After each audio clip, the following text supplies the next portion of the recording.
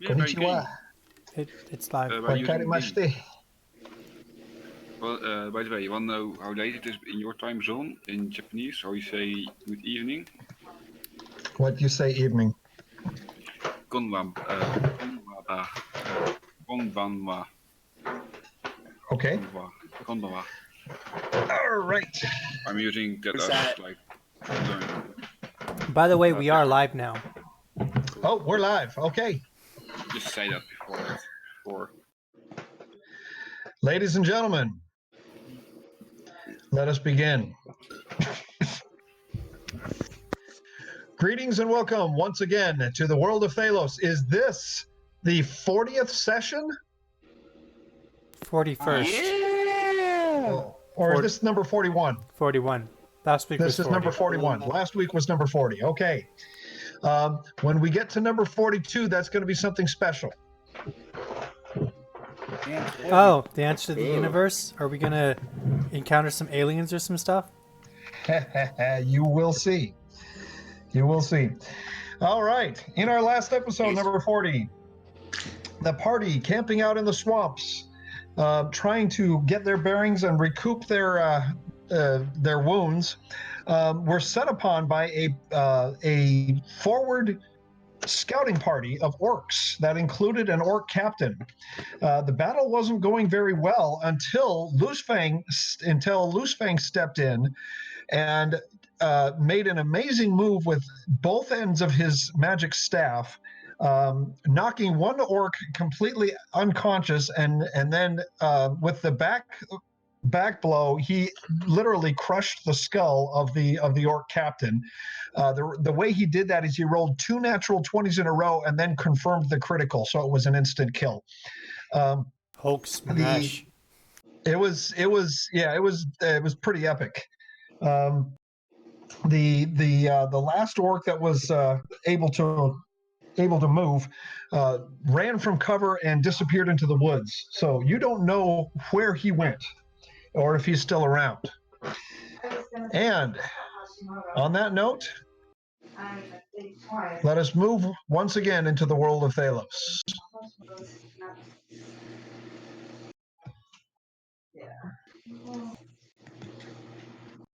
Okay. We rejoin our party at a small cobblestone bridge spanning a river that runs through the swamplands. The small fire elementals that were summoned by Foluco, they're still around for another couple of minutes.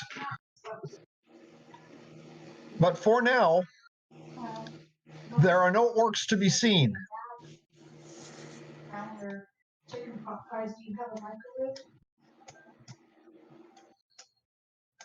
All right, a curious Samuel is coming up the path behind you, and then seeing the carnage on the bridge, decides better of it, and then ducks back behind the tree so he doesn't have to see. He's like, yep, nope. Okay. So you can choose. You can go off and see if you can track down the orcs that ran off into the forest, or you can let them go and return to what you were doing previously. Sleeping. Yeah. Yes, you only missed out on about an hour of sleep. It's about 5 a.m. right now. I'm gonna loot the bodies. Okay, I'm going back to bed. you're going back to bed. I don't blame you. Because at this point, try and follow the same. you're going to try and track down the orcs. Okay, Yeah, so let me resolve Foluco first. Sure thing. Okay. Oh no, Foluco. Who was it that said they wanted to loot? It wasn't Foluco. Sheik. Chic. Ah, of course, Sheik. Of course, I would think the rogue. Of course. I mean, if I can find a couple loose coins or something, I mean, that's apparently all you Okay. can do with all dead. So down here is where the you know what? I probably ought to put him out there. Just a moment.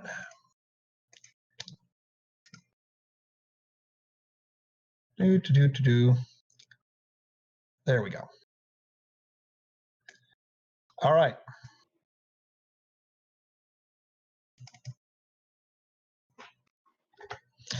He is not dead. In fact, he is unconscious.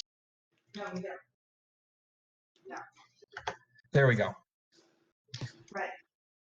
In school, you can get away with it, All right. but not And the orc captain, let me get him out there for you. you're sick. Woo-hoo.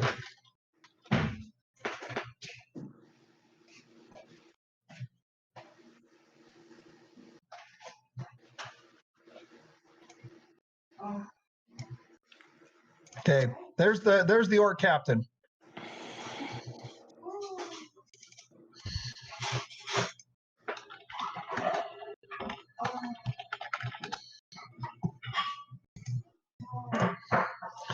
All right, so Sheik, you can come over and try and pick through the remains, or you can search the unconscious swordsman. I would like. Yeah. Oh, hey, Tarek. Sorry to interrupt. I'm just grabbing dinner right now, so I That's give fine. you command of my characters for now. That's fine. Thank you, Marcus. All right, Sheik. You can see this orc is lying face down on the cobblestone bridge with a large lump on his head, presumably from when Loosefang whacked him over the head with his staff. He is carrying with him what looks to be a badly notched but an otherwise good condition longsword, and he's wearing a chain hauberk on his torso. Other than that, he's got a leather cap on his head, and it doesn't seem like he has much else.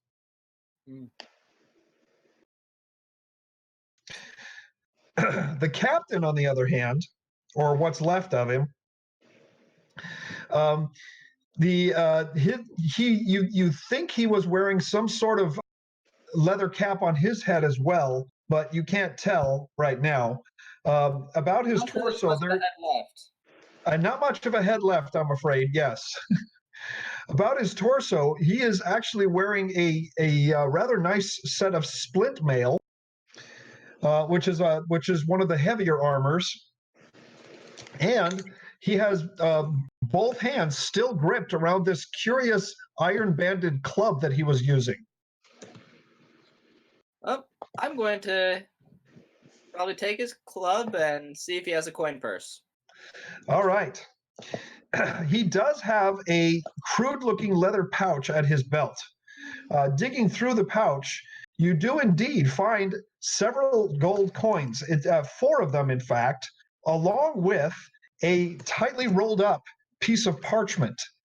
It has a grease stain on it, but the parchment is actually quite fine and looks to be very carefully rolled and put away in this pouch. I'll open it up and wave a fire elemental a little closer so I can read it. Good point. It is dark, and you do not have night vision. Nope.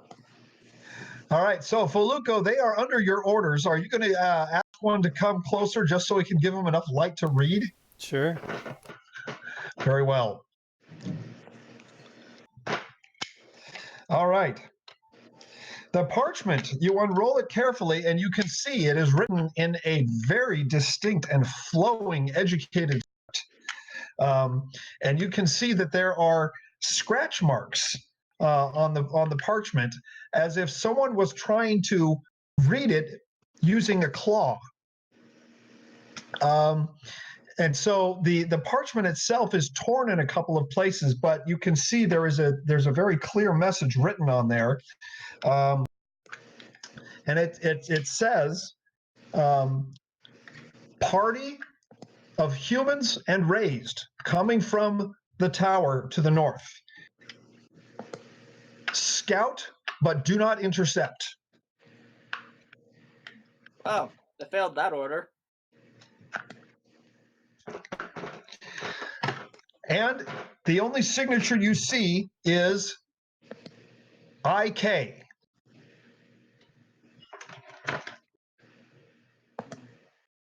It's the initials IK. I'm going to pocket that and the gold, and I'm going to offer Renji the club. All right, who has knowledge of Arcana? Marcus does. Marcus? Yep. Mira decided to go back to sleep, so she's not around. But I'm not. No, Mira, I don't. You have knowledge of religion, but not Arcana. I think I do. Do you have Arcana? Yeah, I'm just kind of sitting on the road looking. That's fine. Okay, we have a knowledge of Arcana roll from Loosefang. Oh, actually, Loosefang, that's pretty good. All right, looking over your shoulder while you're trying to sniff out the orcs that got away, you examine the club, and you see that it is cold iron. It is banded in cold iron, which is cold iron is very effective against the Fae from the first world. And you can also tell that it is magical in nature, and it has the furious quality. So what that means is it is a +1 cold iron furious club, which means any class that has the rage ability, if you use this club while you are raging, then it actually does an extra +1 die 6 of damage. Nice. I could be wrong, all, but that looks like that might be cold iron stuff. Really good against phase, fairies, what? Don't we have a club user at all? I'm not sure, but I can tell that this thing good for those that might have a short, as it were. Renji raises an eyebrow. Hey, I'm still Maybe here. shorter than Well, do you have a short temper? No. Oh, you don't? I mean, in real life, no. No, I'm talking about the character Renji. I don't know. Well, that's up I to didn't you. know set that film. I have an idea. Hey Renji, I will trade this for that cape back that I gave you a long time ago. What? He wants the royal blue cape that you're carrying. Give it. And I know. Or the club, the fairy killing club. No. Not. No trade. No. Okay. Okay. I'll keep it and sell it later then. All right, Loosefang, going back to that spot check. I'm assuming you said that you were going to sniff him out, so I'm assuming. yeah. All right. You can tell. Yeah, let's move over here for just a second. All right, you can tell that the one orc went off in that direction, off into the swamplands, and he may be hiding behind trees, but you don't know how far he went. Do any of y'all want to go with me to try and track that one that got away? Should we tie up the unconscious one first? What is up with you and tying up people? I just figure there's probably bad out there. Not other than mess up. Yeah, you broke up for a second, Loosefang. I just don't want to risk up on us again, or stay or what. Yeah, I hear what you're saying. So, what does the rest of the party say? You want to do a little hunting, or do you want to keep? Do you want to go down? Who's with Mira? Mira decided to come back and rejoin the party. She's sitting on the bridge there. At this point, I choose to reveal that I found a note on the orc captain leader, and that it has initials on it, which could possibly lead us to who we're looking for, or whoever sent them after us. So I'm going to say that chasing him down probably wouldn't mean much right now. So,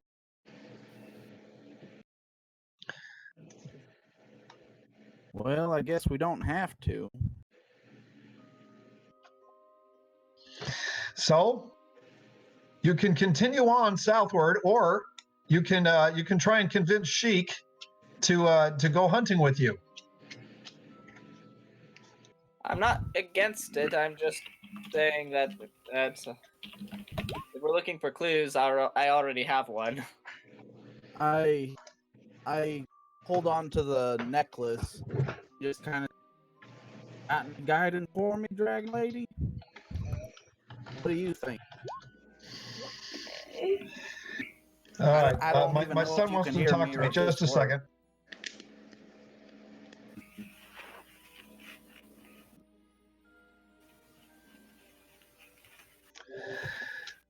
All right.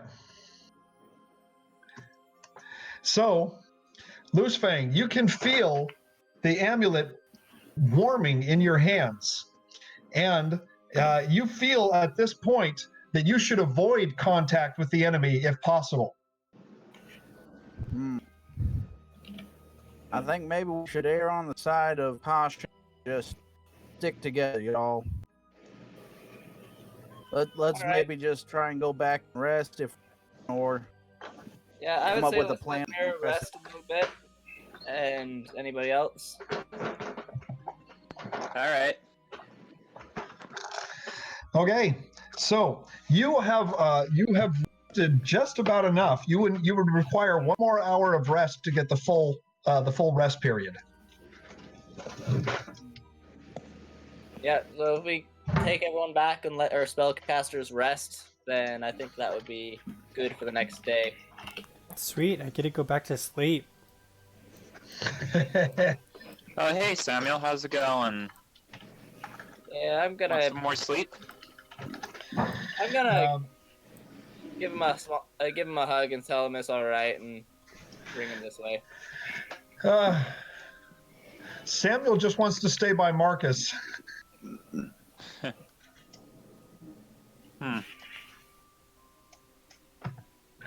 All right. At this point, the fire elementals have expired.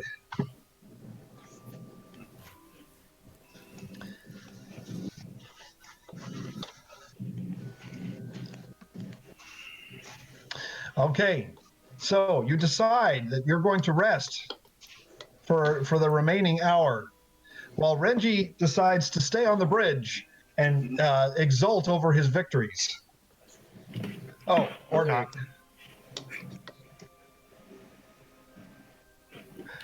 All right. So, having defeated the orcs, you return your hollowed out tree that Foluka was nice enough to fashion for you, and you, despite all of the excitement, you try and bed down and get just another hour's worth of sleep before the sun comes up. All right.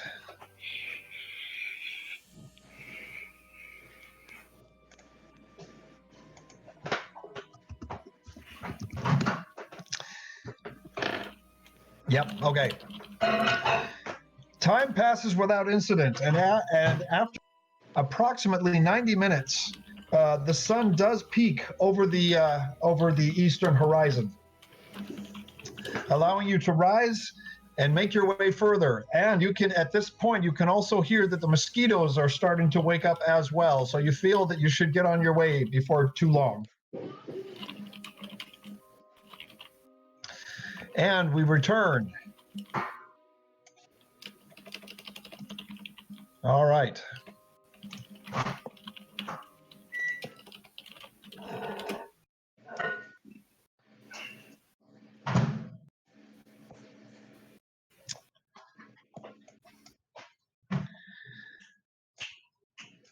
Okay. Shall we continue to the Bards College? Yes, that's where you're headed at this point. Let us go. All right.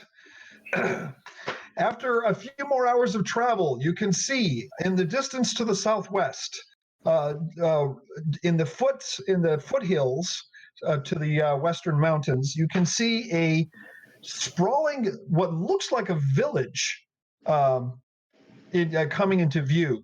There are no large buildings except for one. In fact, the village, once you get closer, it looks to be about the size of a city, but you don't see any large buildings. It looks like a mishmash of small to medium-sized buildings, none of them more than 2 stories tall, except for on the south side of the city. You can see a large building that looks like some sort of auditorium of sorts. You're not sure.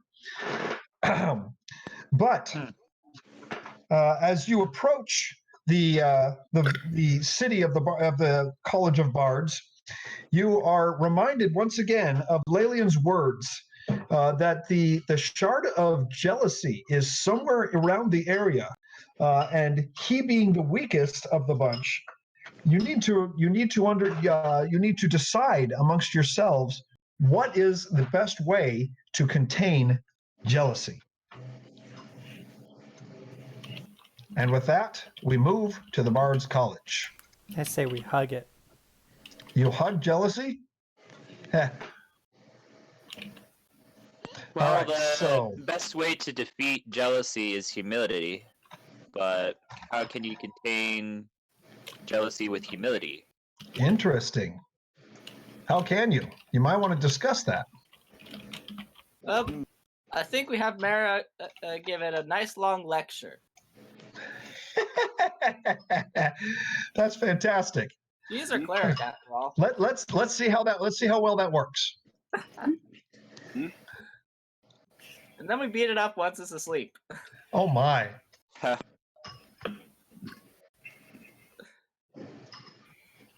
Here we craft. All right. Ooh, come here, you. All right. So let me do this. Do.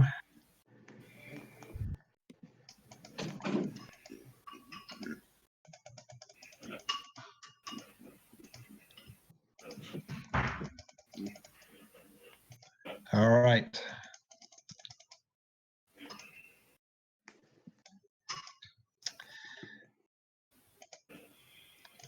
I think I'm just about ready. Just a minute.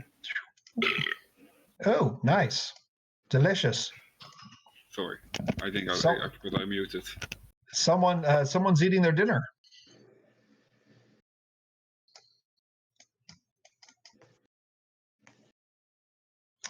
Okay.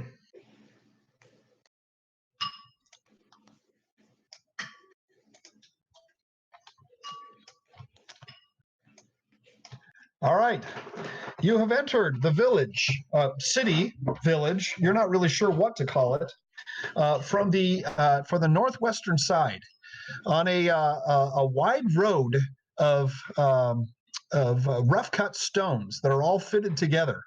The road is surprisingly smooth because they have filled in between the stones with some sort of tar or rubber. You're not really sure. On either side of the road, there are small homes, small buildings, and various different accoutrements of living. There is a tree here and there, but you can see that the ground is very dry, and it seems to be parched.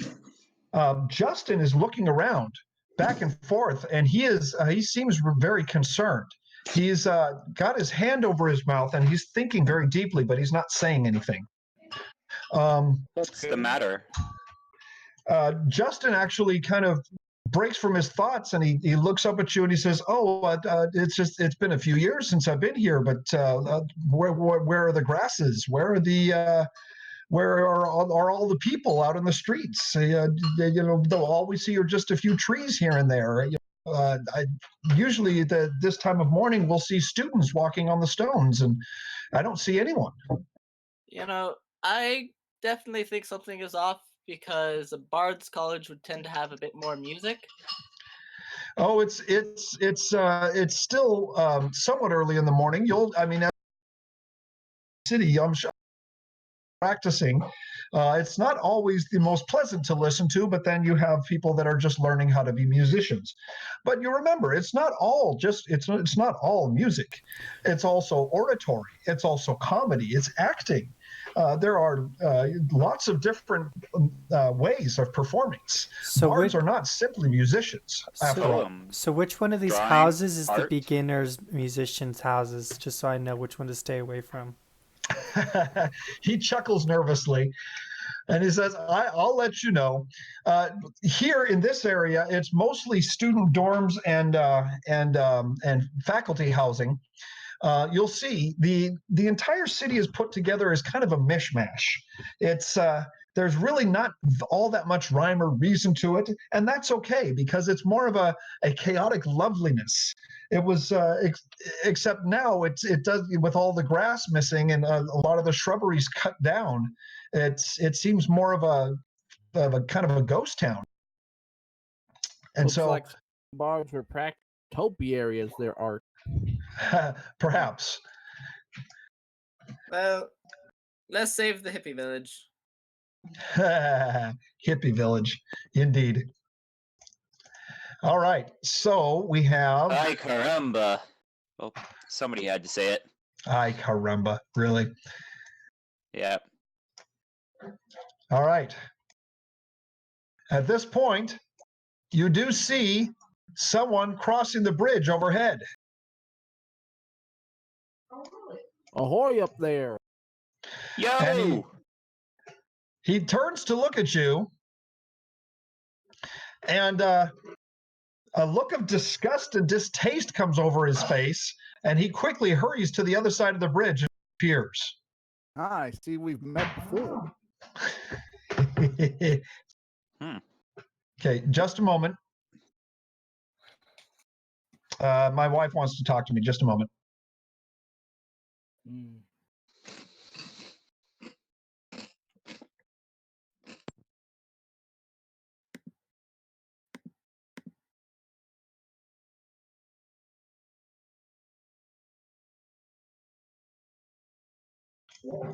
Okay, I'm back.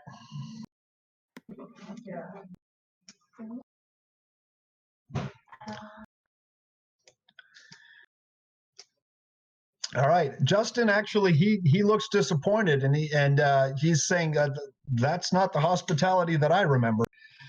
Something's going on here. If jealousy is here, then I can already see it.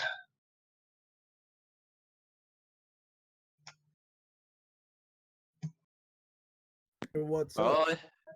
if I can't see it, I can definitely smell it. Another is walking across the bridge, and at this point, he turns and he looks down at the motley crew under the bridge before him, and he puts on a very jovial face, but his voice is stiff and nervous. He waves down to you and he says, "Welcome, my good sirs and ladies. One lady actually, to the Bards College. Come you to study among us."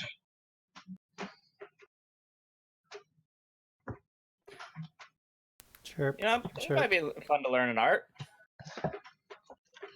Okay, someone's messaging You do me. realize Lady Ament is a lady.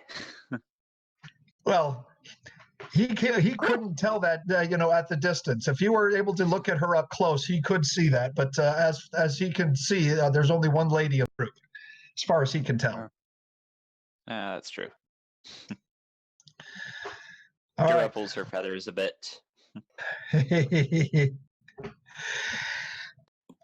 Oh, you'll get your chance, Ament. You'll get your chance. All right. A group of curious onlookers are gathering on the bridge. At least they seem like curious onlookers. You can see that the people you have seen so far, they are all dressed rather fine, not royalty fine, but they're dressed in more outlandish colors and very loud styles, as such as what you would probably see among the performers. And so you're not surprised at their form of dress, but it seems that their attitudes towards you are somewhat unusual. Wait, you're raising the guard? Oh, you're raising guard, Renji? What does that mean? He raises his guard. Oh, you mean you're being careful? You're being watchful. Yes, he doesn't trust anybody here. Understandable. All right, Justin actually steps forward. And without any pretense, he spreads his arms wide and he says, "Good morning, young master. 'Tis I, Justin Lamb, returning to. I'm looking for Master Yorman. Might he be in town?" And the young man up on the bridge looks quite surprised, and he puts his hand over his mouth for just a moment, and then turns to speak to his female companions in a hushed whisper. I need, let's see, Renji, Justin, and Loosefang and Marcus. Go ahead and make listen checks. Uh-oh, somebody's got music coming over the microphone. Would Samuel need to make a listen check as well? Samuel can make a listen check if he wants to. Okay. I hear someone's got music coming over their voice chat. It's just the microwave. Oh, is that the microwave? That's not music? Oh, Yeah. all right. I'm warming up my food. It was still cold. I got you. Marcus, what happened to your legendary years? I'm still borrowing. I don't them. know. Oh, Sheik's still got them. I got you. So Justin's going to make a listen check. It's a little bit better. If Justin has overheard any of the conversation, he makes no indication. He simply waits for them to return, including him. Whereupon the man up on the bridge turns and says, Master Yorman came into town last week, and he took his place at the head of the orchestra in the auditorium. He is not taking any new students, if that's what you're asking. And Justin replies saying, "No, I'm not looking to for an education. I simply want to talk with the master. Can he be found at the auditorium at this time?"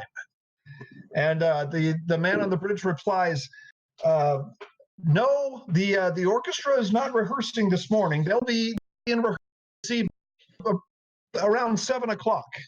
Make yourselves at home here." And he clears his throat nervously. "Shall I report to Master Yorman that you wish to see him?" Yes. And what was the name again? And Justin looks a little bit annoyed, but he calls in a very pleasant voice. He says, "Justin Lamb, at your service." And the man takes out a pad of paper and actually writes down the name and then turns to leave. Oh, and Loosefang. The rest of our got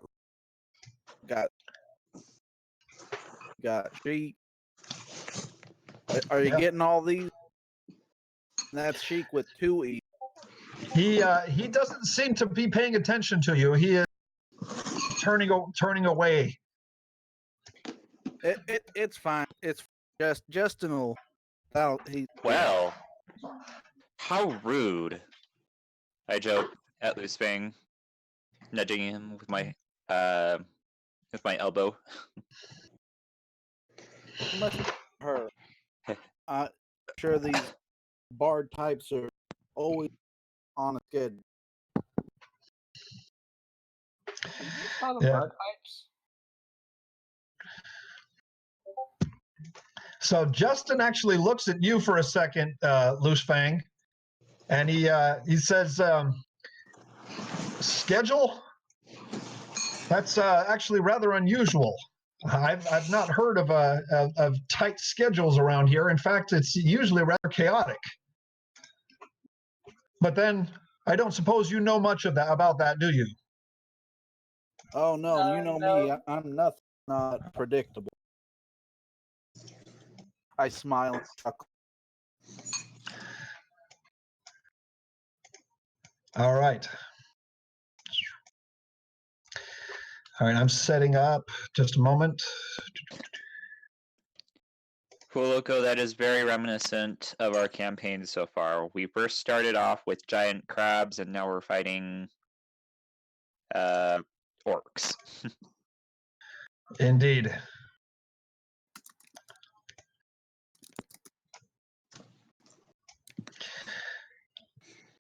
Okay, just a moment.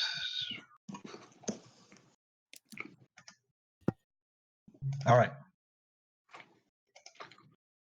Come on. Come here, you. Thank you.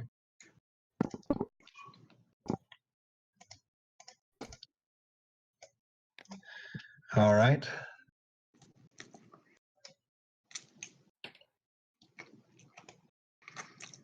Okay. So if you guys want to continue on down the road, the information you were able to glean from that is that the Master Yorman, you don't know who that is the leader of the orchestra. He came into town the previous week, and he rehearses with the orchestra in the auditorium at approximately 7 o'clock this evening. I feel like that's a pretty good place to start.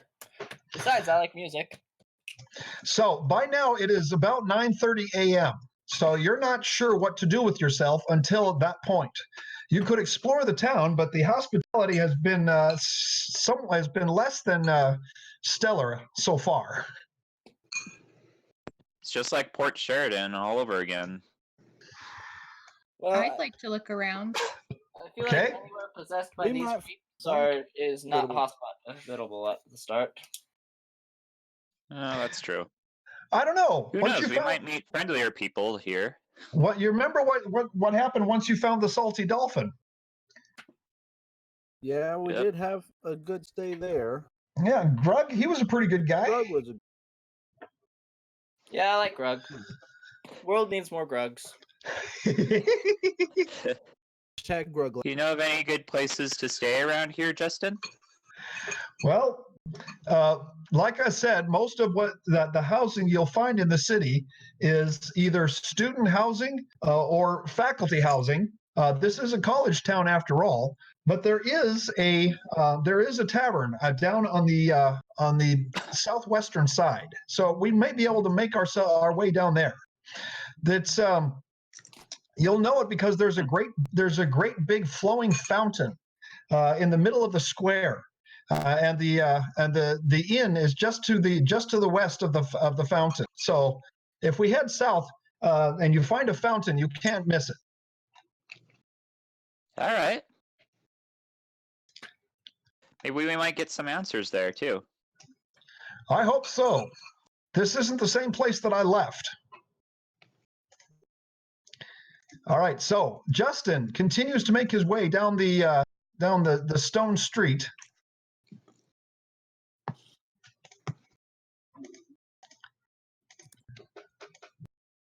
I'll be right back and grab some dinner real quick. All right.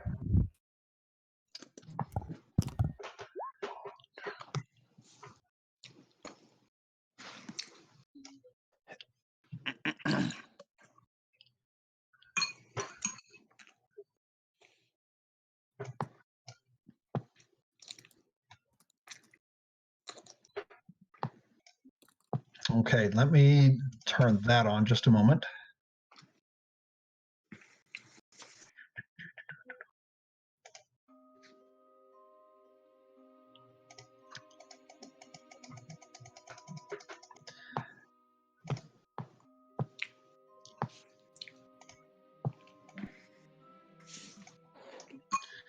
All right. Justin stops in the road here. So let's see, Marcus. You had me controlling Marcus right for now. Is that right? No, I'm currently back. Oh, I you're was back. Okay. just grabbing dinner for a bit. Okay. All right. So Marcus, you're controlling Lady Ament as well. So you should probably take her along. Oh, yeah. I was just typing something. That's fine. All right. So Justin stops here in the road, and he points off to the south, a large U-shaped building to the south.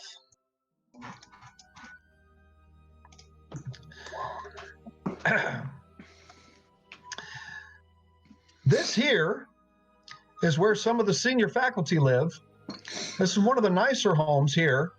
And I remember it used to have a beautiful courtyard, but you can see it's kind of falling into ruin. Not sure what's going on here. Huh. Interesting. But you can see and then he points off to the east. You can see the bridge work going from house to house overhead. It kind of makes the place look like a slum area, but it's actually not. The bridges that go back and forth between the different houses to allow quick access back and forth, and they're, at least when I was here before, the bridges and the roads were free and open to any travelers that wanted to come through. At any time during the day or night, you might hear someone walking across the bridge and over your roof, and you didn't pay it any mind because that was normal.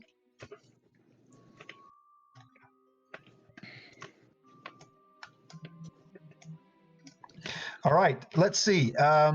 Mira, Loosefang. Mira and Loosefang and Lady Amund and Renji. Let's get spot checks from you guys. Is Loosefang back yet? Oh, I can do one for him. I don't think so. Get a spot check from Loosefang.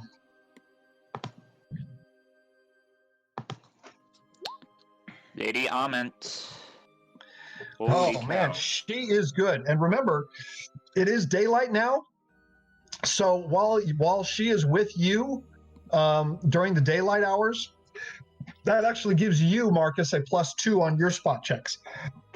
Ooh, that's cool. Because she helps you out. But with her spot just on her own, I don't think you need it. Right. I need to teach her how to spot for things and how to communicate. Yeah, you're going to need to teach her animal tricks.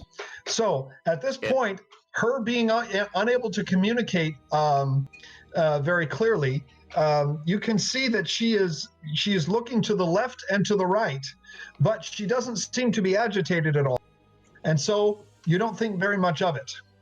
Loosefang, you on the other hand, yes, you do spy someone who is hiding just around the corner right here. So I just put a lazy walk over and quickly dart around and say, just see who's there. All right. So, Loosefang, make a reflex saving throw. Fun. I imagine I'm getting a... Steady, aim. Oops. Okay. That's a very interesting game. Okay. All right, Loosefang. Then you need to. Okay.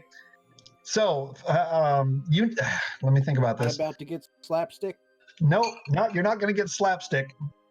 You actually need to.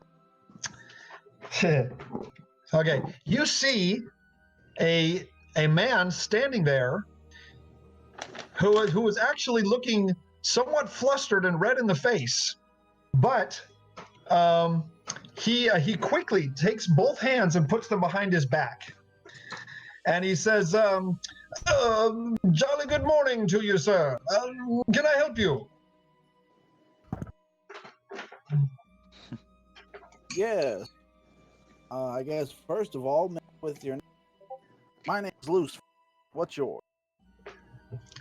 And I put out my hand and shake. Yeah, he actually keeps both hands behind his back. Figured he. And he says, "Master Sorensen, oratorio instructor at your service." Oh, a master. And what do you oratoriate? He curls his lip in a sneer, and he says, "I'll have you know that the proper term is orate." All right. No need to be Say rude. so. All right, Marcus, All Mira, right. I need you guys to make spot checks.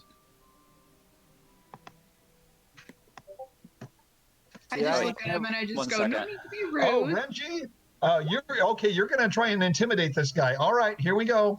Oh dear. 1 second. Oh So he- boy. Here we go, trying to see have nothing. a peaceful little conversation. Okay, so he's gonna do a sense motive, an opposed sense motive on Renji. Okay. Okay, Renji, you have failed to intimidate him. He looks up at you, and he is somewhat taken aback, but he doesn't acquiesce to your requests. In fact, he turns and puts his back to the side of the building, and then puts a little bit of space between him and you, but continues speaking with Loose Fang. All right, so I ain't never had none of them speak before. I hope all right. I hope my way of dialect too offensive. With each word that you speak, you can see that his eyes are growing wider, and his disgust is growing ever deeper. Excellent. He says, "You, sir, either come to my class and learn to speak properly, or leave at once." Well, that might be tricky, seeing Excuse as how me? I ain't never Okay. even heard of where your horse might be helded. All right, Marcus, I need you to make a reflex saving throw. Oh, Reggie, you're going to try and intimidate him again? Oh gosh. Okay. I'm just gonna stand there and 1 scowl sec. at him. So, yeah, oh, yes, Look. yes, Renji. Okay, there we go. All right. So, Mira, you notice nothing. I know. Or wait, the roll of the cloak. Roll the clock. He means the cloak, because Wow. he's wearing the cloak. +4 cloak. Oh, Yeah, okay. But at any rate, all right. So let's see, Marcus, with a reflex. Okay, you feel behind you a slight rustling in your pack, and you spin around to see behind you and Mira the following. Looks like we got What the? What are you doing? Okay. All right. Once they see that you have noticed them, they quickly move away, and with surprising agility, hop up onto the roof oh dang. and make their escape. What are you doing? You guys can choose to chase them if you want.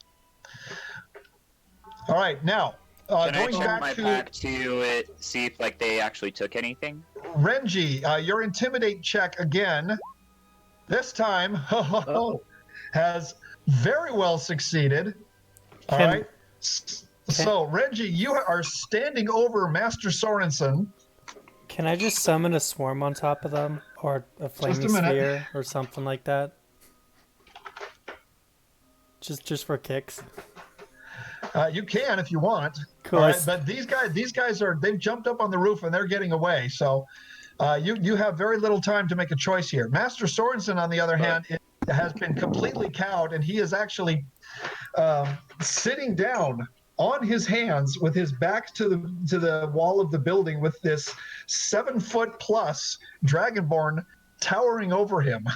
So I just want to let you know I am summoning a spider swarm, like, on those people right now. Okay, up on the roof? Yeah.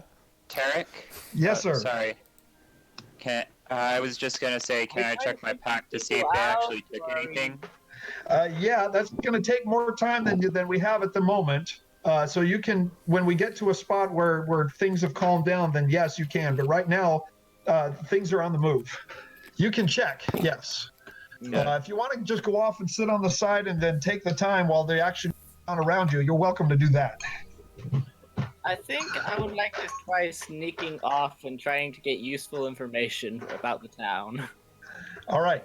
So, Fuluko, can you point to where you want to summon the spider swarm? Right on top of them. Yep, right on top of them. Okay, since Poluko's gonna So do that, You can put it. I You might can put as it well right take there. the time Yeah. to check my Okay. backpack to see if they took anything. All right, just a moment. Yeah.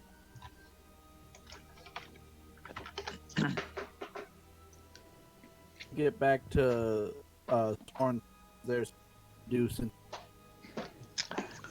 All right, now this is a swarm of small spiders.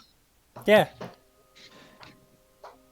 So let me zoom in just a second. I got a 12. Okay, so there is a swarm of small spiders up on the roof, and so this is not like a summon nature's ally. This is just a swarm of spiders, right? You don't direct it. You summon a swarm of bats, rats, or spiders, which attacks all other creatures within its area. You may summon the swarm so that it shares the area of other creatures. If no living creatures are within the area, the swarm attacks or pursues the nearest creatures as best it can. So it attacks anything that moves. Yep, the caster has no control over its target or directions of travel. I see. All right. Okay, so these guys are going to make will saving throws here. And it is spiders, so it's 1d6 plus poison. Indeed. Okay, so we've got the first and the second. Okay. So they have kept their wits about them, and now they are trying to run. But as they run, the swarm can attack them. Did my search check that I did for my back or from my pack? That's going to take about 30 seconds to 60 seconds to do that. So when we get to that point, I will let you know. All right. Okay. So the swarm is going to make. No, they don't have attack rolls. They automatically hit, don't they? Yeah. They just automatically hit. Yeah, because it's a swarm. You can't really defend yourself against it. Yep. And they're immune to weapon damage. 1d6 plus poison. Yeah, yep. They have to be hit with area of effect damage or magic. Okay, so 2 points on the first one and saving throw versus poison.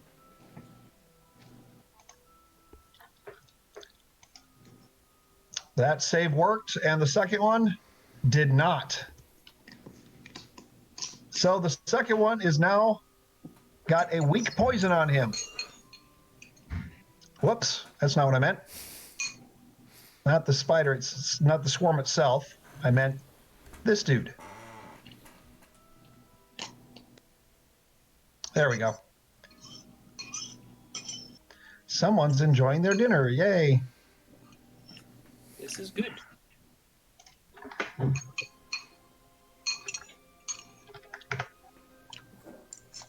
Okay. I'm pretty sure I'm going to be sick tomorrow. Sick tomorrow? Why? Because I didn't realize until the very last chicken tender that I had undercooked the chicken tenders I was eating. Oh. Oops. It's okay. You'll die after that. Too much mustard, too much barbecue sauce. What? All right. So these two are running. What's their speed? 30.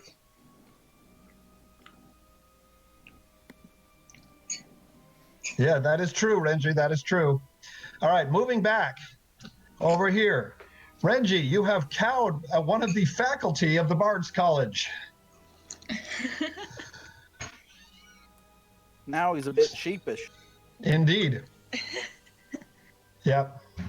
So, see if you can sniff out a rat or two, but... Hopefully this guy's not gone hoarse. Indeed. Cat got your tongue? Oh, this is getting really bad. Oink, oink. Oh, jeez.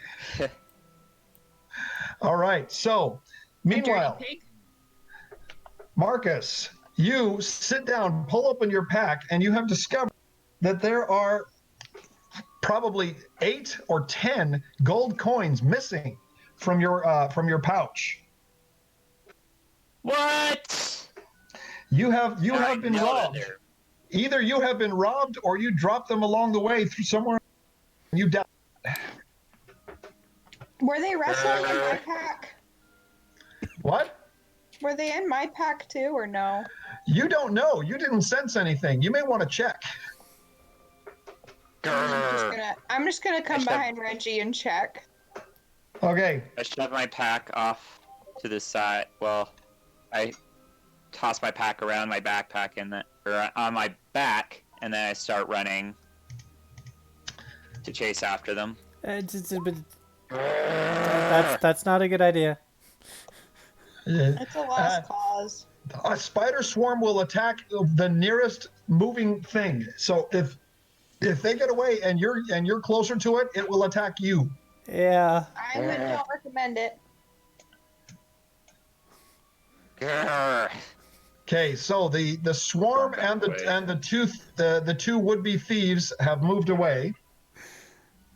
They stole 10 coins. Grr. Don't worry, they've got an infestation problem now. All right. Okay. Do I see anything out of the ordinary in my pack?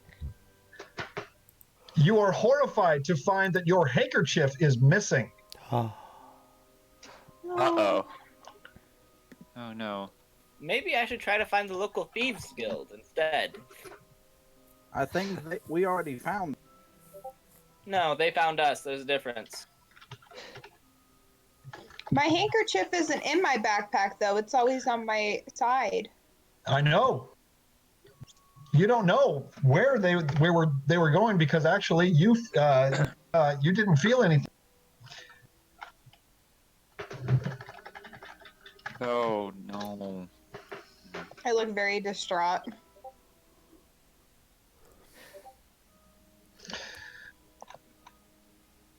All right. Justin actually he turns to see what all the commotion is, and he is rather surprised to see Master Sorensen. He recognizes him immediately, but he says nothing to the master, but immediately goes over to Mira and he says, "Did they get you too?" Yeah. Oh, what did they take? My handkerchief. Wait, a hanky? I can get you a new hanky. That's not a problem. This one was special. Wait, wouldn't it just turn into a big giant glob of goop in the guy's hands? That's what happened before. Why would they keep that? You don't know. Maybe you should go look for it. You don't suspect that they would keep it once they figured out what it really is.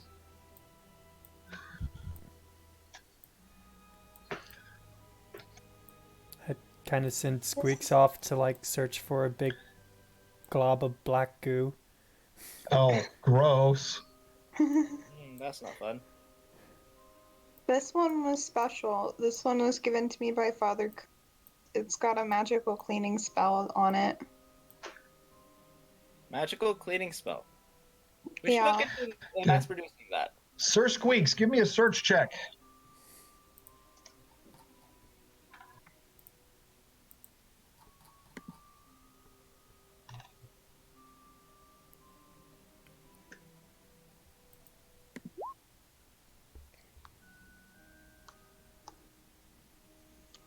Oh, not a spot check, a search check.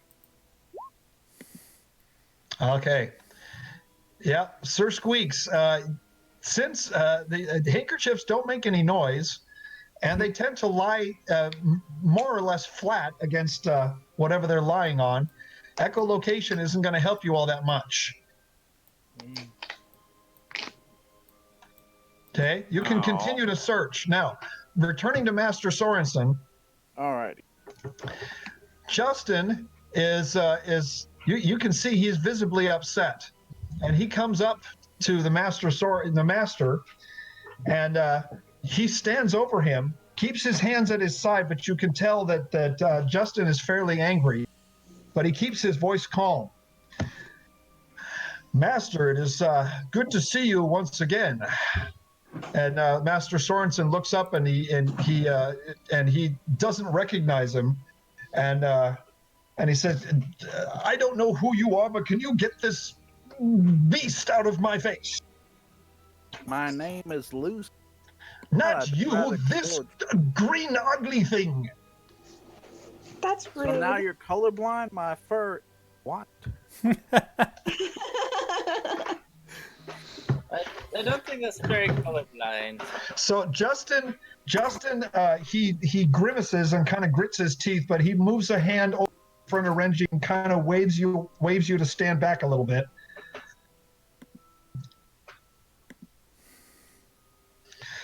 And then he turns back to Master Sorensen and he said, "You don't remember me, do you?" And Master Sorensen stands up once again and takes his hands from behind his back, and you can see that his hands are empty.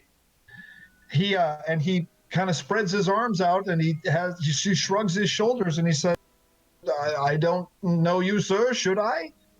And Justin is incredulous, saying, "I was in your class not 4 years ago." And then the master turns to him and studies his face and then shrugs and shakes his head again. "No, I've never met you before in my life, son." And Justin is actually rather flustered and kind of speechless for a second, and then he turns to Mira, and then he turns back to face the master, and he points at Mira and he says, "What were those two men doing? Why were you distracting us so that they could rob us blind? Is that what you were doing? Is that what the faculty of the college is doing now, turning us into common thieves?" And then the master is flustered, and he says, "Such base accusations. I'll have you hanged, sir." And Justin says, hang me thrice. Is it the truth?" And the master actually, his eyes go wide for a moment, and then he kind of turns and spits on the ground, and he says, "I'll have you leave me and let me get to my class." Oh, good comeback. You really are an... And then Justin, he is barely containing his temper at this point. You can see that his hands are kind of clenching and unclenching. And then he asks the master one more question. Says, "What has happened to the college? I was here not 3 years ago. I graduated from here not 4 years ago. Nobody remembers me. You don't remember me, even though I had you for a teacher. And now we have common thieves as, were they faculty or were they students? I don't know." And then the master tips his hat and kind of shoves his way in between you two, and he says, "Good day, sir." Can I grab a hold of his wrist? You can try and grab him, yeah. What will that check? Or... that would be a grapple check. I'm gonna go ahead and do that as well. You're gonna try and tackle the guy? No, I'm going to try to grab his wrist / shake his hand. Quotation okay, that's marks. gonna be another. Well, that would be a grapple check because he doesn't want you to take him at the moment. Mira kind of spits in his direction. She seems really upset. Oh my gosh. Okay. So Loose Fang, this guy. Loose Fang, you are is here. The book still in my bag, or did they take that as well? They did not get the book. They only got the coins. All right. Okay. So Loose Fang and Foluco, you have grabbed either side of his arms, and you are now holding him by the wrists. He looks at you in surprise, and he turns to both of you and he says, "Unhand me, you ruffians! I'll call the guard." Well, that just goes to how educated you are. I have paused, not pause. And I think we should pause so we can discuss what just a friend of mine has just lost something in your glorious city out here. You claim to be one of the prestigious teachers of your school. Is this what's being taught here? I haven't the faintest idea what you're talking about. Please take your filth off of my hands so I can get to my class. I go ahead and use detect magic on him. All right. Okay. His hat is definitely very magical, as is the belt that he wears around his waist. I just go ahead and take those off of him. Well, strapped to his belt are several scroll pouches, and you can, now that you've looked, you can see that they are bulging with scrolls. Some of them are magical as well. I just take those off of him. I'm going to okay, whisper so something to Justin and. All right, so what what you're doing, Foloco, you are actually restraining him while you are physically taking something from him, and he is going to resist that. I don't care. He took stuff from my friends. I'm going to take stuff from him. Well, we don't know that he took stuff. He just might have aided. Oh, you want to try and knock him out, Renji? You could do that. You can do non-lethal damage. Your Morning Star is a bludgeoning weapon. You can do non-lethal. Well, now I might not escalate this. All right. Oh wow. So just a moment.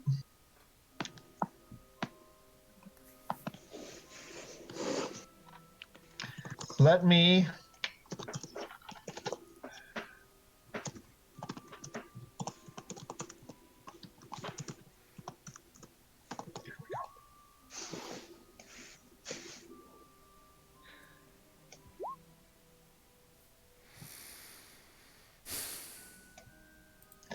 All right, just at that moment, 2 armed guards appear down the road from you,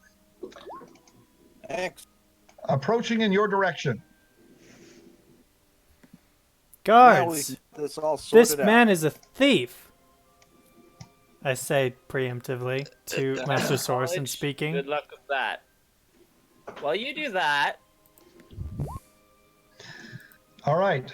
So the guards quickly come and assess the situation, and they raise their swords menacingly, and they say, "Unhand this gentleman, if you please." We will not. This man is a thief and a culprit. I have no problem doing that, officer, if you'll point me in the direction of an actual gentleman. I haven't met one. So the guards are not amused by your sense of humor, and they say, "This is a respected member of the faculty of the college. I'll have you know." You call a man like this respected? Since when are thieves respected? A thief, is he now? Do you have proof?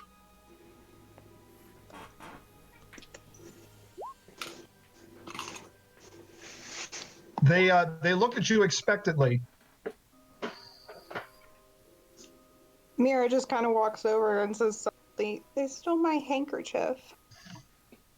One of the guards sneers at you. "A handkerchief, my dear?" It was very important to me, sir. I'm going to DM something to you really quick, Tarek. And does this faculty member, Master Sorensen, does he have your...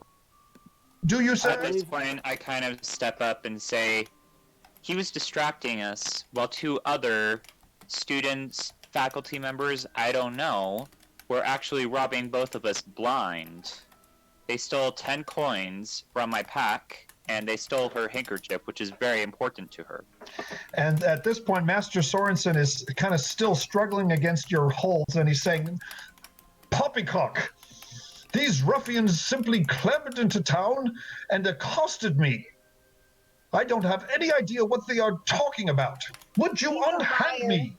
By the way, Tarek, what we're talking about. Tarek, yes. I did DM you. I just wanted to let you know that. Oh, you have direct messaged me. Sorry about that. I have. Okay. And okay. At doing that, I unhand him. Okay. then he is going to make a saving throw. It acts a bit differently when I'm already grabbing him, I believe. That is true, but he still gets a saving throw.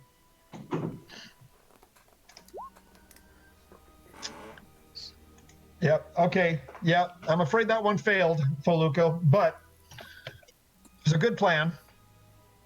Okay. Meanwhile, Sir Squeaks, did you continue your search? No, he didn't. Okay.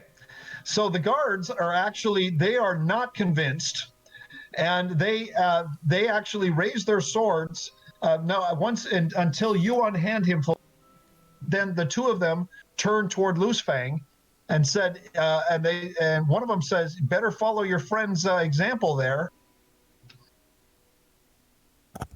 See, I would, but you have yet searched culprit whether or not the missing item. Yeah, if he's so innocent, why don't you search?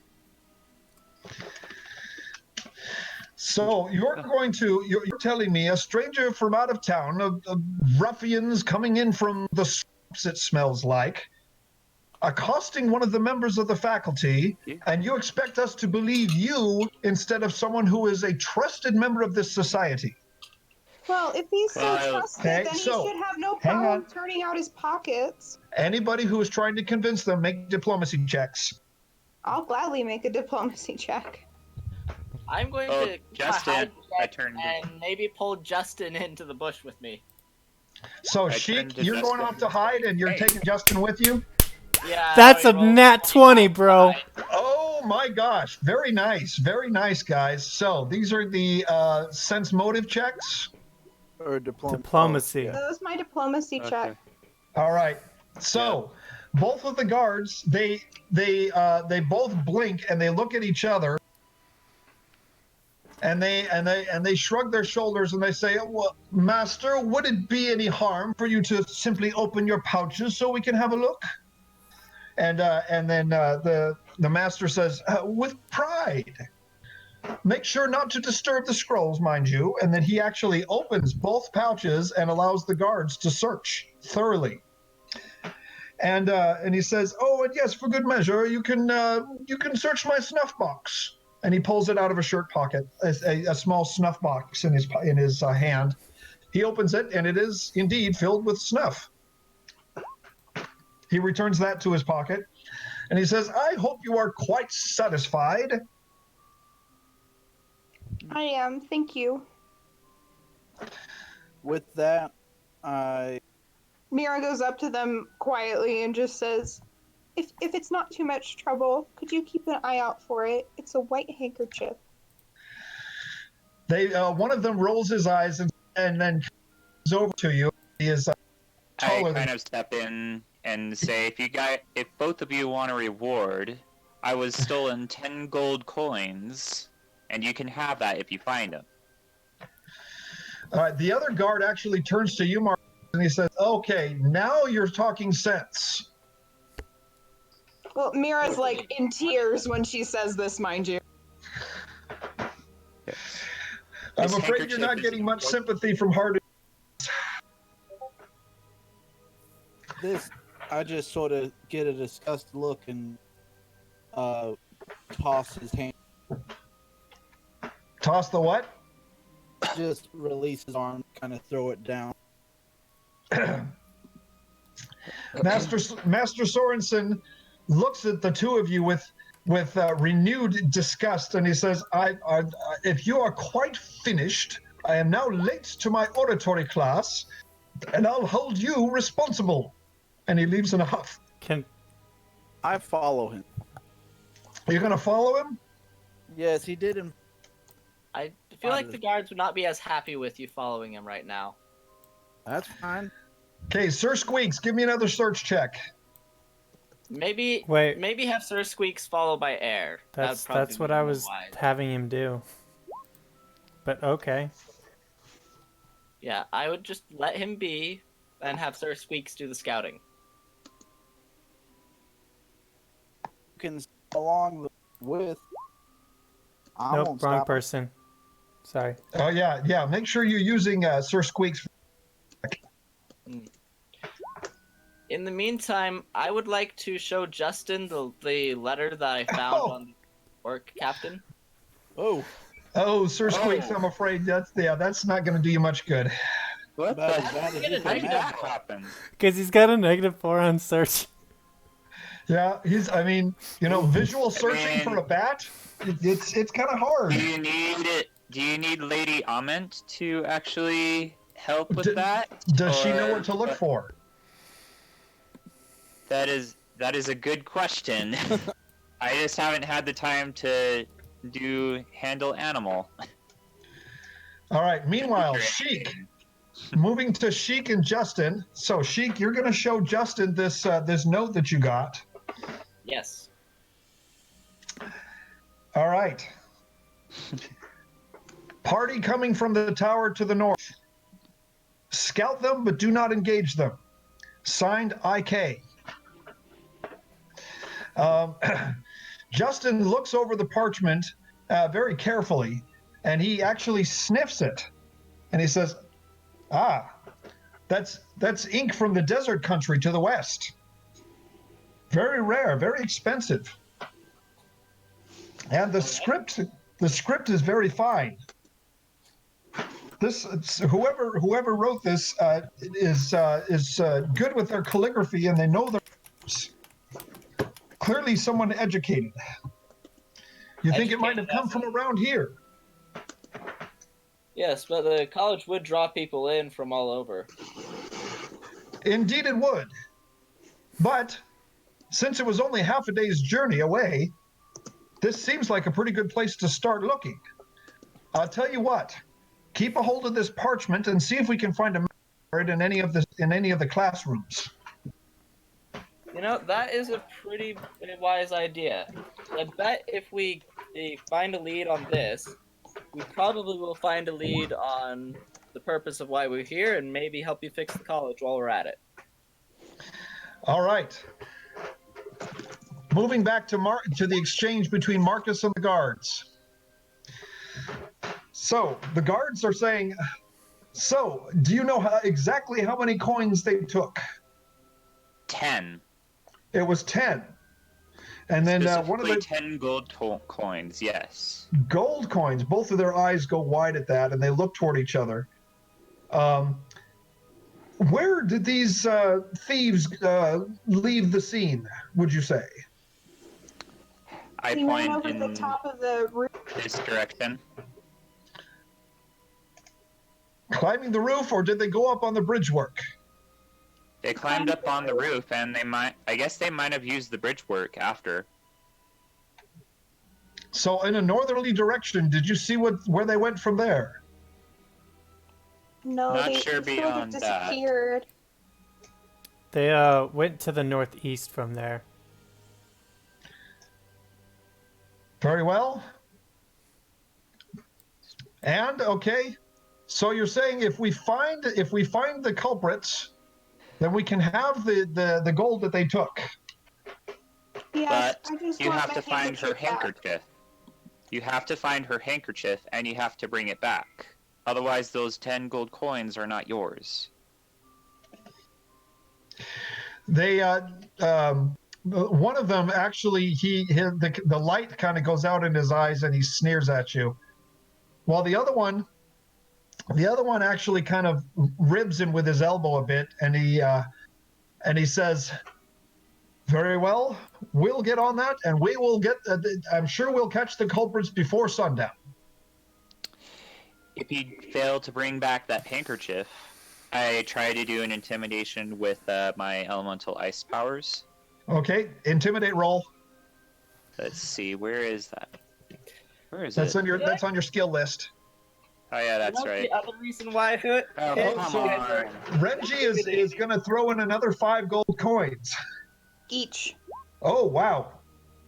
Oh dang! Ah, Yeah. shoot. Trying to intimidate a guard is a pretty tall order. Ah, dang it.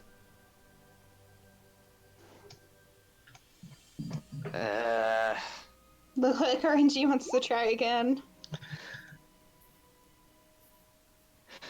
Yeah, what you're saying could work. But okay, so Renji, what you're doing is you're offering 5 more gold each. That would be a deal. Oh, and he did a bluff check too, 17. So. Oh, you're bluffing. All right, so we will have the guards do a sense motive check. Oh, there we go. Marcus is going to intimidate.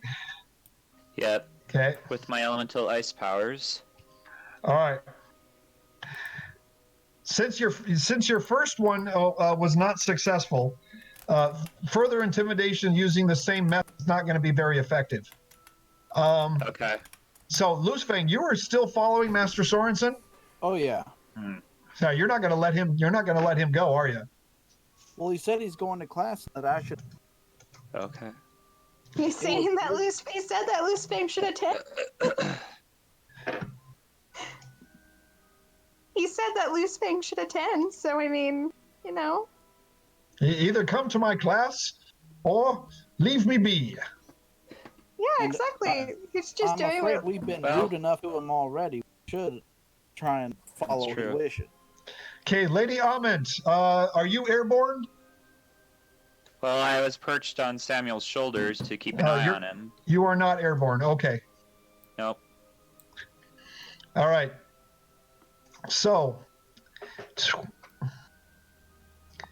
I need to zoom in here just a second. There we go. So, one of the guards moves off toward this bridge work over here and climbs a short bit of stairs to get up onto the bridge work.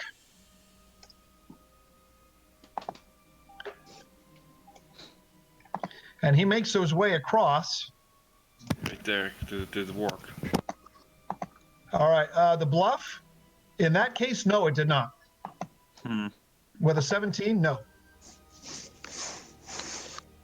While this other guard stays near the base of the house, looking up to see if he can find any clues.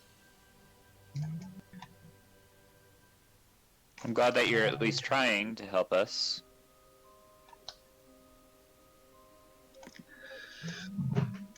So he makes his way across the rooftops with surprising agility for someone wearing banded mail.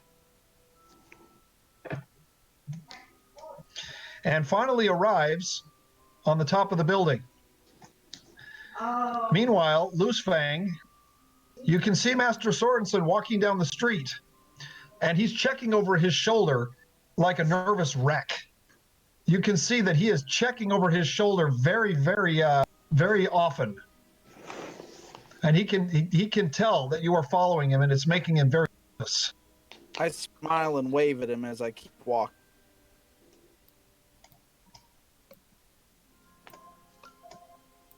And using my bard speed, I'm sure to not let him get away. You're gonna use your what? Just with my bard or with my monk speed, I was gonna say bard feet. Yeah, no, you're certainly faster than he is. Yes, but I make sure I stay the same distance behind him, never able to lose me. But all right. I'm not up. So as you make your way, you can see that he is coming down to a T intersection here.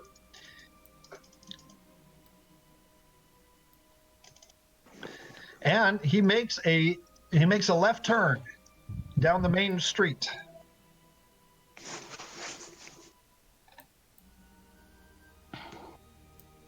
All right, meanwhile,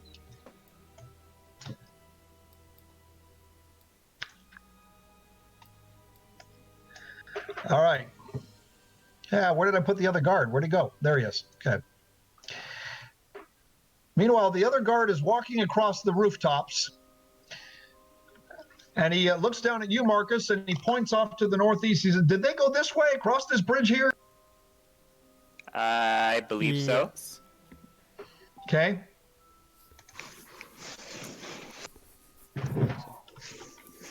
He's going to make a search check.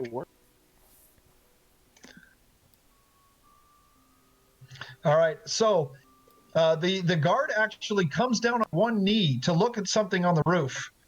And then he immediately stands up and he's pinching his nose. And he says, "There's something up here, but I don't think it's a handkerchief." And he's pointing down at the roof. Hey, Mira, I think I found it. I walk over to see what it is. It's up on the roof. You can't tell. I thought it was down here. No, it's up where the guard Maybe I is. can. No, he's up here. You can do on a the climb roof. check to go up the roof. You want to climb up there? I'll do a climb check. Okay, go ahead and give me a I climb was gonna check. say Marcus knows what it looks like. I've touched that thing before. I'm good. Where's climb? I'd rather Climb, not yeah, touch it's one it of your again. skills. Yeah. Marcus, Oh. I'm afraid that's not going to be enough to scale a wall and get to an overhanging awning. Yeah. Okay. Can I try? Feluco, you can try climbing, or Sheik, you may be able to climb. I could do it. Yes. If I really need to. Let him use his Spidey climb. You want to use your you want to use your switch out your gloves. Am I accompanying the guards to try and find Mira's Oh. handkerchief? All right, so Very good Mira, at 17. you are actually able to step up on the wood pile that's standing in front of the house, and you're able to grab the hanging. But it's still not enough to get you up onto the roof, and you fail to climb.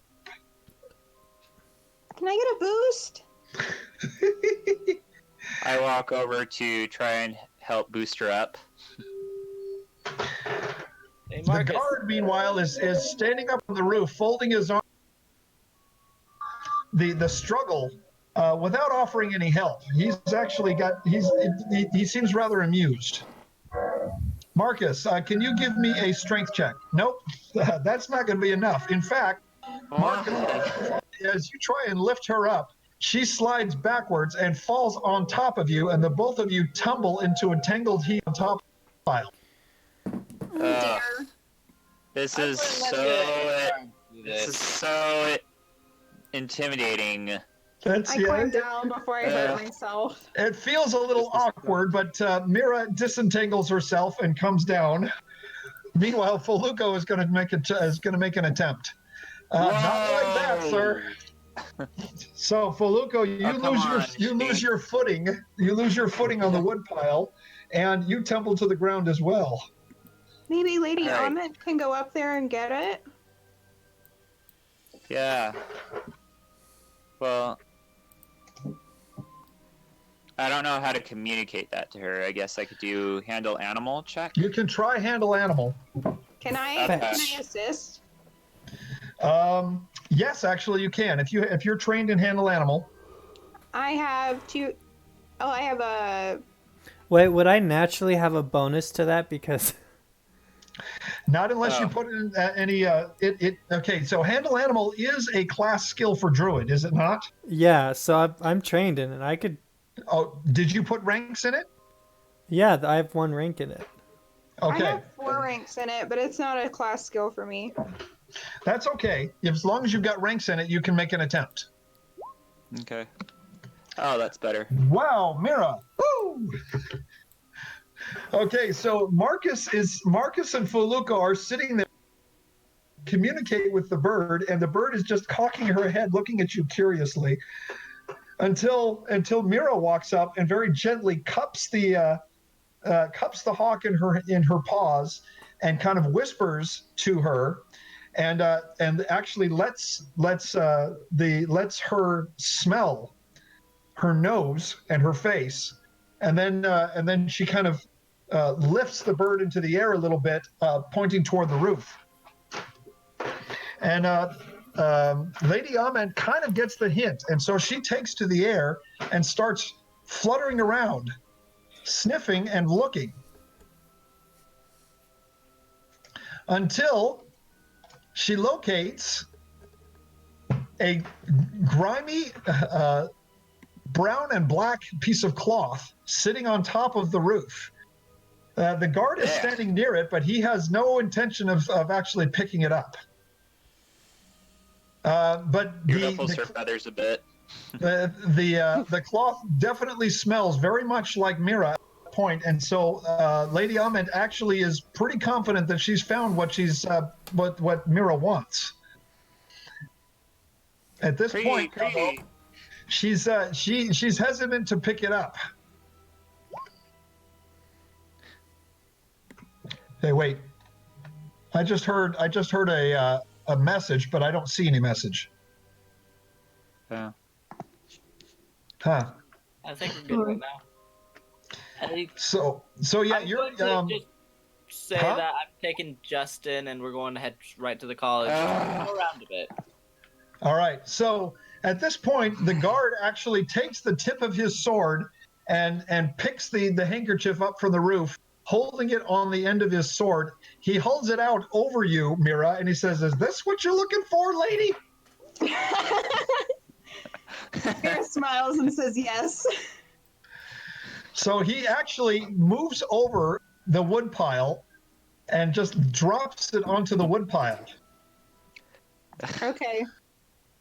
And, no, Here, that's not I what I grab meant. it. That's not what I meant. Sorry.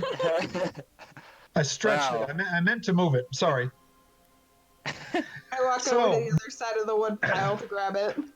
So, Mira, as you gingerly reach down and pick it up in your paws, it immediately turns again to a sparkling white once it makes contact with your paw pads. The guard is actually quite amazed at this, and his eyes grow wide, and then he looks up at Marcus, and then he looks back at you, Mira, and he says, "That ain't no regular handkerchief." Yes, that's why it's important to me, sir. So he tips his hat. And he tips his helmet, and he says, "Begging your pardon, Missy. We'll see if we can't find those thieves for you." Thank you. I really appreciate that. He signals to his partner. And remember, those 10 gold coins are yours once you find them.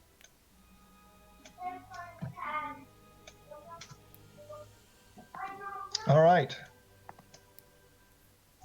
So the two of them disappear across the roofs.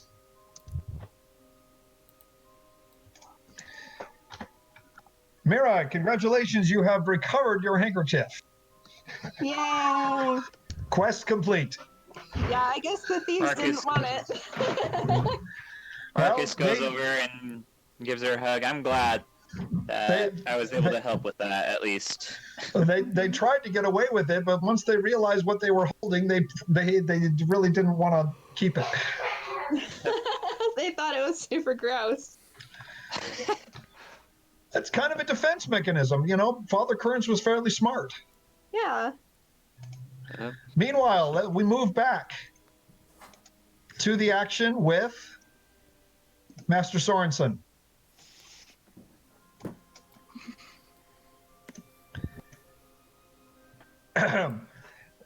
Confident now that you are not going to leave him alone, he continues walking down the street, pretending to ignore you.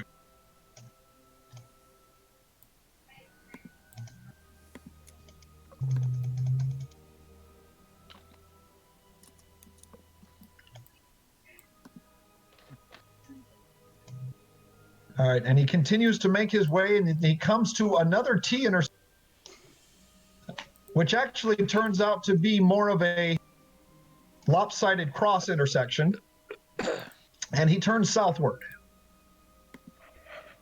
I do wonder what kind of knowledge I'm going to get from this here. Are you saying that loud enough for him to hear? I mean, I'm not yelling it at him, but I am saying it loud enough that if paying any attention, we'll hear it. Are you trying to tease him? Is that what you're doing? Somewhat. All right.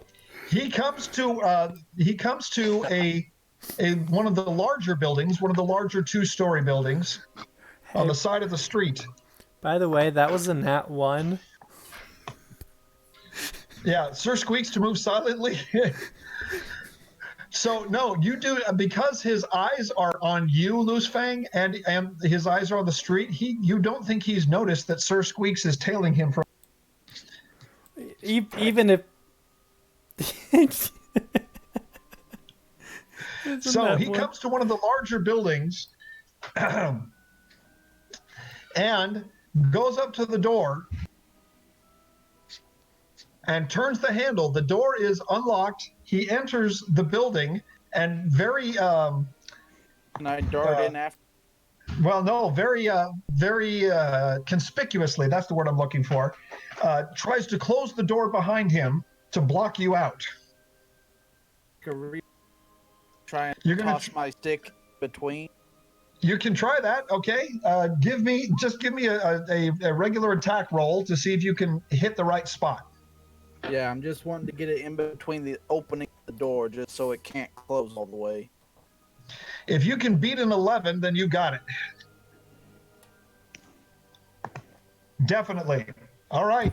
So as he tries to close the door behind him, you wedge your staff in the corner of the door, just enough to keep it open an inch.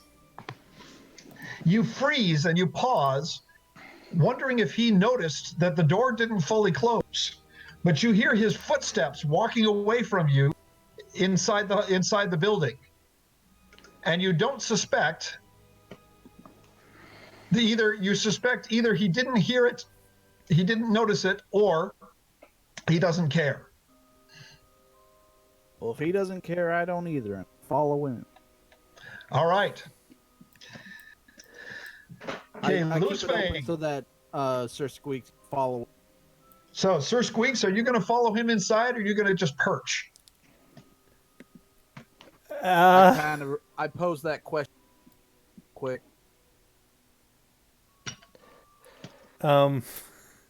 Coming with or gonna watch? One squeak for first, two squeaks. Yeah, he goes in.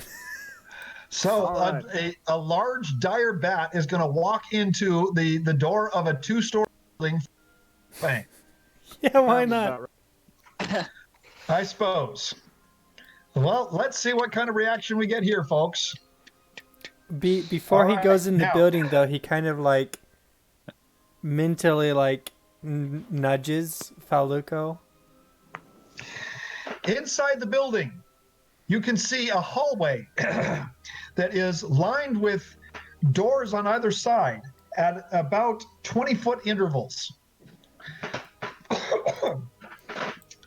These are clearly classrooms. And then you can, as you go down the hallway, it turns to the right and of the building, and you can see that the hallway is lined with even more doors for more classrooms. Down at the end of the hallway, you see several doors that are clustered close together, and you suspect that those are faculty offices.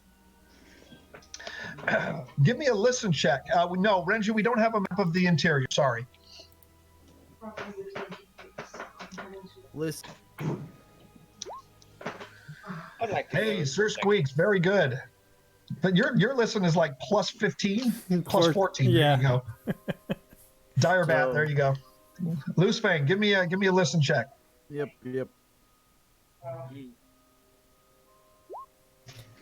Wait, so No. just to clarify, Loosefang just found a way to communicate with Sir Squeaks. No, he just said something. And there's no telling if Sir Squeaks understood him or not. He just wanted to follow him in. Okay. Can I also do a whichever search or spot by scent? See if I can smell which way he went. Okay, you want to try and track him. Yes. Sir Squeaks All just right. kind of like nudges Loosefang a little bit and kind of like wing points in a general direction of sound. Okay, that's the thing, Sir Squeaks. You don't hear anything. Oh, nothing? It doesn't strike you as odd because you've never been inside of a class. So the way that The building is either full of silent people or it's empty.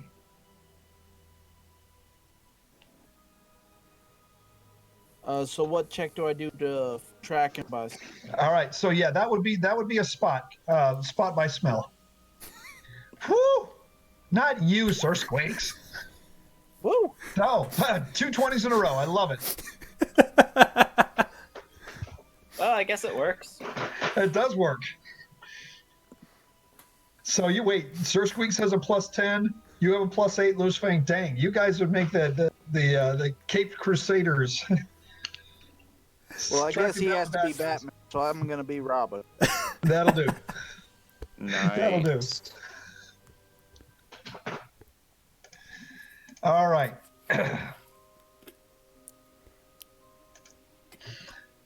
So, yes, Loose Fang, you can see that you can actually smell his scent is very strong, and you can tell that he's been sweating as well.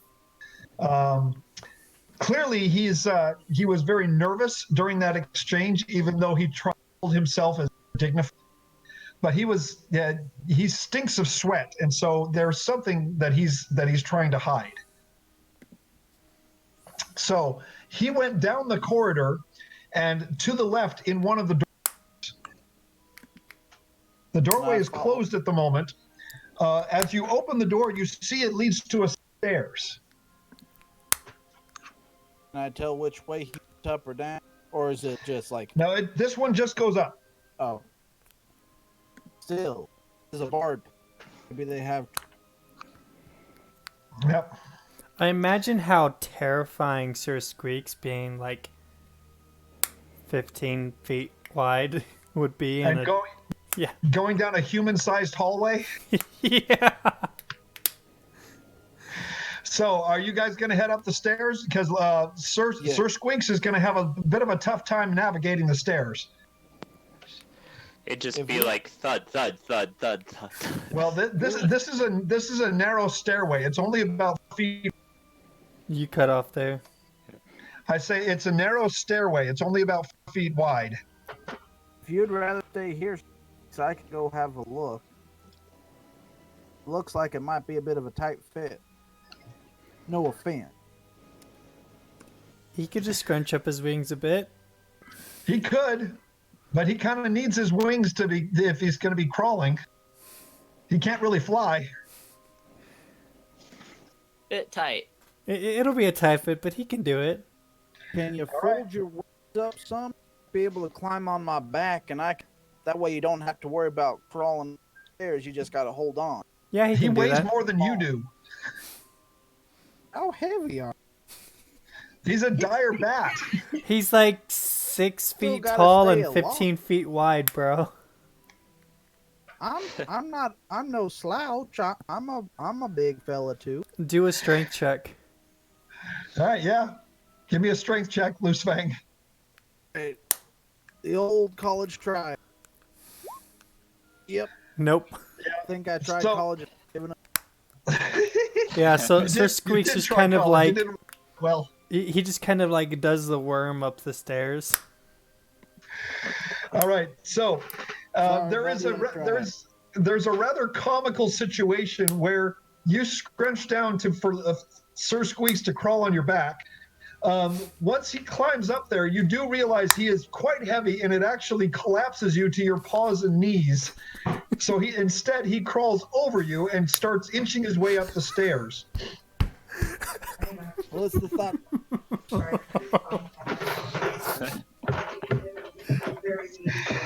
All right, the two of you are having trying to get up the stairs. He's very slow at it, and you're trying to coax him along. And you're not taking any pains at all. What you're doing. Meanwhile, let's move the action back. All right, I went to the kitchen. To the main Be group. defeated by the stairs. Indeed. Onward and upward. All right. So, Justin, upon seeing the note that Sheik recovered, announces to the group, I think we've been followed, and we have been someone's put a note out on us. So that orc patrol that came by, that was no coincidence. Someone had put them on us. I suspect He actually brings out the note and shows everybody.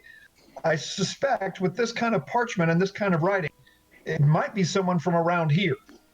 So Sheik and I, we're gonna head into some of the classrooms and faculty areas and see if we can't find a match for this kind of parchment. I'll come with if you'd like. Hey, Mira, you studied religious documents for a long time. You probably are good with handwriting. That would be useful. That is also true. Okay. Plus, going with the guys and Justin visiting some of his old classrooms, I'm sure that we could get into anywhere we need to. What kind of knowledge would that be? That would be knowledge of world.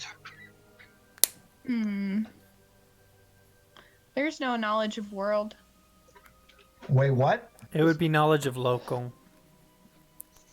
You don't have a knowledge of world check? No. Okay, I must be thinking Pathfinder again. Yep.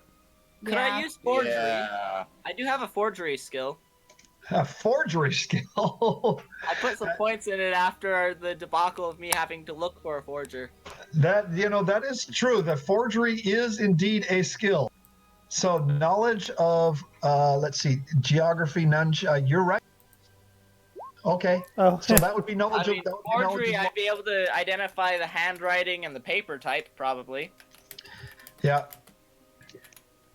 Sir Squeaks, your move silently check is an automatic failure. I have a knowledge of local as well, actually. Because you're trying to climb upstairs and there's no way you can be silent about it.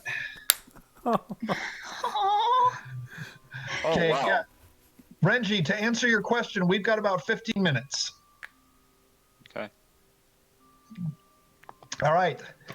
Marcus, that is an excellent roll there.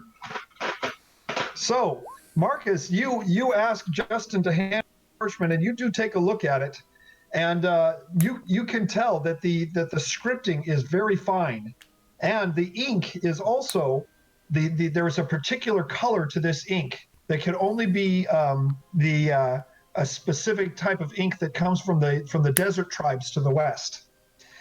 So the ink is imported across the mountains to the west.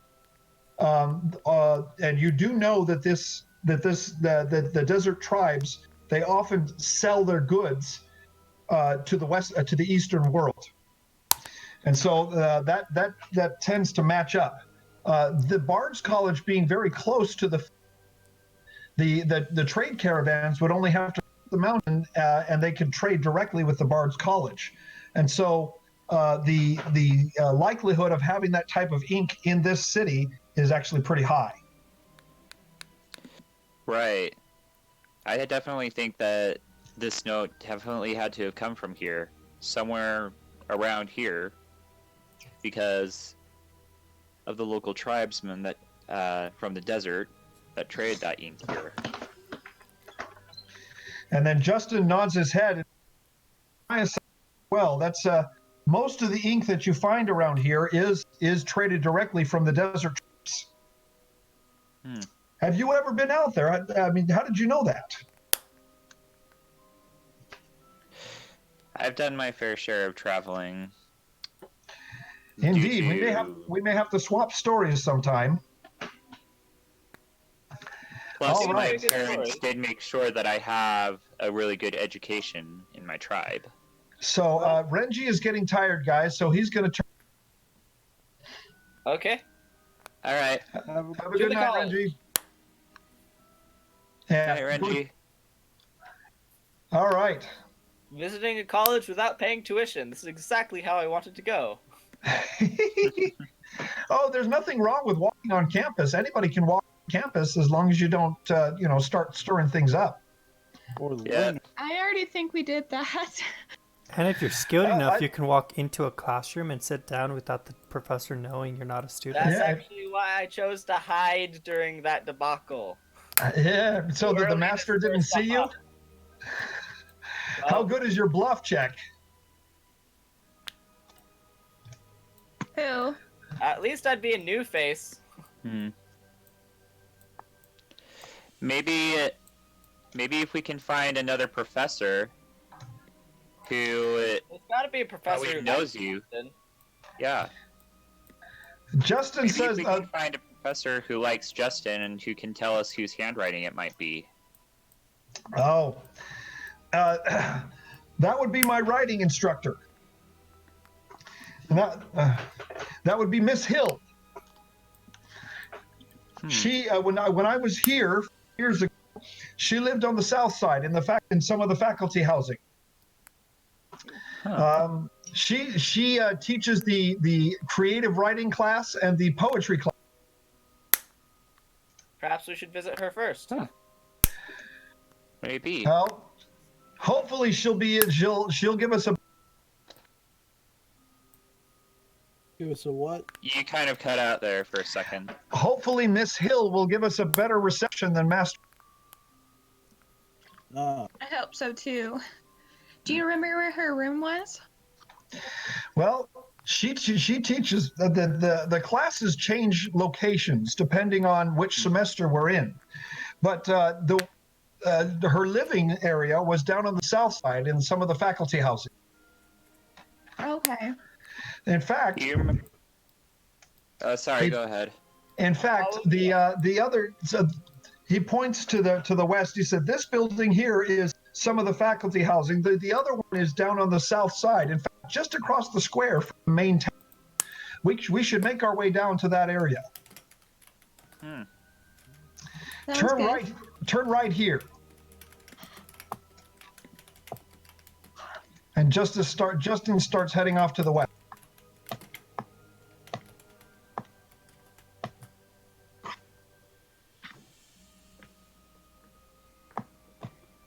All right, you make your way between various buildings, and it is just as when you came into the city.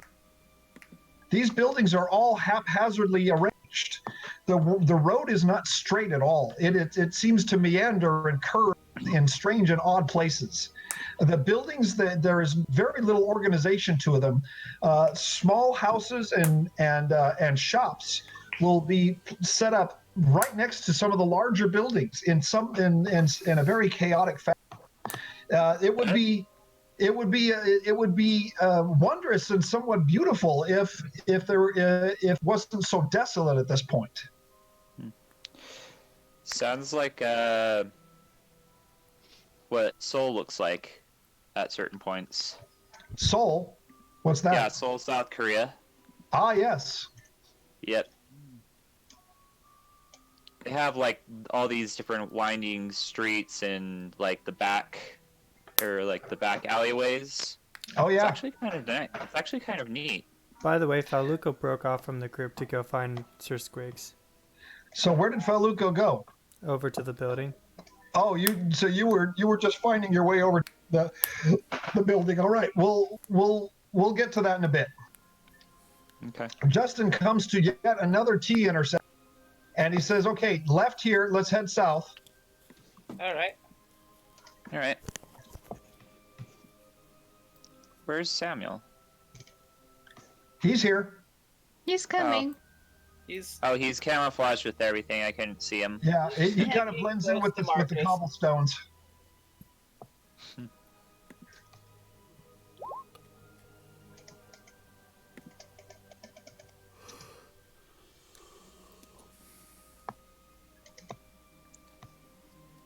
All right. Once again, meandering through between the buildings, twists and turns oddly. There's nothing straight about it. However, the road, for as broken as it looks, it actually is in fairly good condition because of this pitch or tar that they pour in between the road is actually quite flat and easily traveled. So it is somewhat a contrast to the state of the landscape and the buildings in the area. All right. As you make your way further south, you can see something of a square up ahead. And Justin points ahead and he says, "Oh, look, there's the fountain." And then his eyes grow wide and he says, "Oh, no." And he starts rushing forward. What? There was a fountain. I kind of look at it and just go, "What happened?" the area in the square, you can see that this is a square that at one point must have been well used and well populated. There is a what might have been a beautiful stone fountain in the center of the square, but it has fallen into disrepair. The water is no longer. There are a number of large cracks in the stonework, and the dirt is coming up. It is old and out of use. It seems odd. And Justin he walks up beside it and puts his hands on it, and he said, I sat here with Lucy. Not Who's 3 years Lucy? ago. Who's Lucy, I ask? His face turns a bit red, and he kind of turns away from you, and he says, that's a different story. I kind of chuckle a bit. I'd love to hear it one of these days. I will say this. Lucy better not be around here anymore. She I sounds hope like not. she was very special to you. Well, have you ever sat on the edge of a bubbling fountain and dipped your hands in the water and splashed each other while you laughed? That was my Lucy. Can't say that I Well, maybe after we get rid of Mr. Envy, we can fix up the fountain. Just to the northeast, you see a larger building, and there's a sign out front. And it's the sign. It's the paint has faded just a bit, but it says the well-tuned string, and you can see that this is a both an inn and a tavern. The door is closed. You don't hear any activity from within. It is still, around 10 in the morning. But it doesn't look like it's fallen into disrepair, so you think it would probably be serviceable. But Justin seems more interested. He takes a lingering look at the fountain. Justin seems more interested in the building to the south. Just to the south of the fountain, you can see a large building that's shaped like an H from the bird's eye view. Surrounding the building are a number of smaller houses and huts. And like in the rest of the area, there is bridge work that is going from rooftop to rooftop. Justin walks down the main path, and it goes to the front door, knocks on the door, and he calls out in a very clear voice, Miss Adrian Hill, might you be home? And with that, my friends, we will bring the session to a close. Aww. Just when it was getting good. Yeah. Just when it was getting good. It's all right. I'm glad I got my hanky back. I'm sorry to scare you like that, Mira. You made her cry. I feel bad. I made Mira cry, and I'm sorry. You did get it back, but I did want to demonstrate that the thieves who thought they had some sort of a prize realized that they didn't want to have anything to do with it. Yeah. So I am going to put down some labels here.